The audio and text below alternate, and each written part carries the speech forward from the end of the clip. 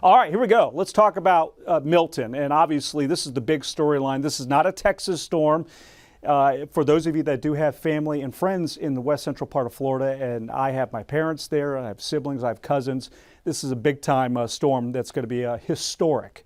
And I do not say that lightly. Right now it's a Cat 5. It is south of the belt of wind shear that's across the northern Gulf over some warm waters, so it has an extremely favorable environment for strengthening. You will see some of the high clouds here from the hurricane, how they're starting to feel that wind shear, so eventually it will start to weaken as it approaches the west coast of Florida, but it's still a major hurricane. And this time of the year in October, the westerlies are typically a little further south.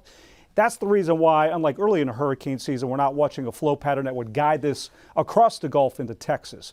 This is going to be absolutely a Florida storm. And look at this track. First of all, it peaks at 185, then coming into Tampa Bay as a powerful Cat 3 hurricane with winds of 125 miles per hour.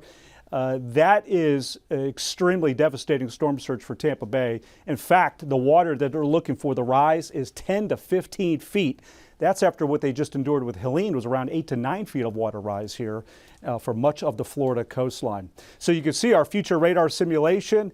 All we get is hot sunshine on the western side of this system while the big hurricane roars into Florida with Hurricane Milton. Up next, by the way, is Nadine. If we do see another named system in the Atlantic, there's our rainfall forecast in the coming days. Just not much of an opportunity. In terms of cold fronts, there's one going to be dropping down behind the hurricane for the eastern part of the United States.